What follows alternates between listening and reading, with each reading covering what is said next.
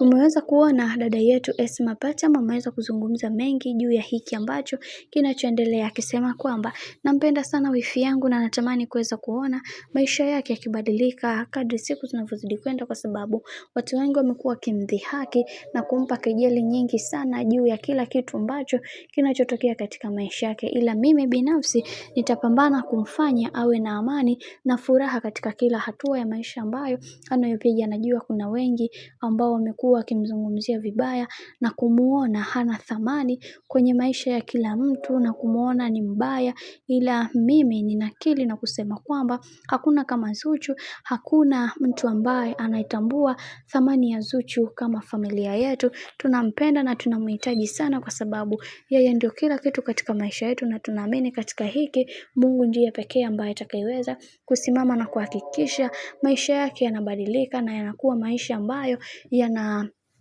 kuwa na mlolongo mkubwa na wenye thamani kubwa katika maisha yake. Ila yote ya yote tunamshukuru bibi Zuchu kwa kuweza kutusamehe kwenye kila jambo ambalo tumekuwa tukimtendea. Hivyo tunachukua nafasi hii ya kuweza kuhakikisha maisha yetu yanakuwa mikono salama mwa Zuchu, kwa sababu tumemkosea sana kwenye maisha yake, na wengi wao walitamani sana kuweza kujua kila kitu ambacho kinachoendelea, ila tunaamini kwenye hiki kinachoendelea sasa Mungu pekee ndiye ambaye atakayeweza kusimama imara na kuweza kuhakikisha maisha ya bibi Zuchu yanakuwa na nafasi kubwa katika maisha yake, maana kuna mengi ambayo yapo na wengi wao walitamani sana kuweza kujua kila kitu juu ya hiki ambacho kinachoendelea sasa, ila kwa uwezo wa Mwenyezi Mungu tumeweza kugundua